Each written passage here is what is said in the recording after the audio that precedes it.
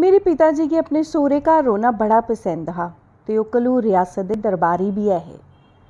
राजा जी ते पिता जी दे सरबंध मते शैल हे। राजा जी सदा पिता जी हुंदी मुच्छें दी तरीफ करदे हे ते उ'नें मुच्छें गी ताओ देने लेई आखदे हे। जदूं अ'ऊं जम्मेआ ते बसाखी दी पूजा चला दी ही। सारे ग्रां दे लोग, राजा जी, मेरे पिता जी, पंडत परोह्त सारे नैह्र कंढे मौजूद हे।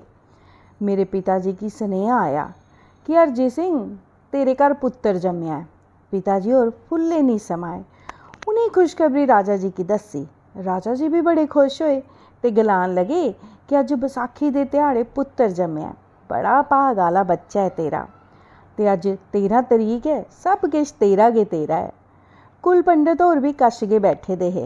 राजा जी होरें उ'नेंगी आखेआ, पंडत जी एह्दे पुत्तर दे ग्रह भाग दिक्खो हां जरा।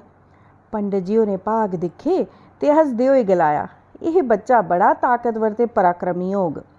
अपने माता पिता अपने टब्बर कुलै दा नांऽ रोशन करग। पर महाराज, बालक अपने घरै च नेईं रौह्ग। अपना नांऽ ते प्रसिद्धि कुसै दूर राज च जाई कमाग ते एह्दा पराक्रम ऐसा होग दुश्मन भी इसी पुजगन ते औने आह्लियां पीढ़ियां बी एह्दे नांऽ पर मान करगन। पिता जी एह् सुनियै बड़े गै खुश होए। राजा जी भी बड़े प्रसन्नचित्त होए। उ'नें गले दा हार कड्ढी पंडत जी गी पोआया ते पिता जी ने जेबे चा सिक्के कड्ढी दित्ते।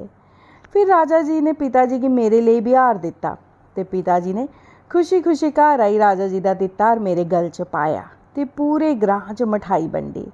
ते इ'यां 13 अप्रैल बसाखी दे शुभ ध्याड़े पर मेरा जन्म होया।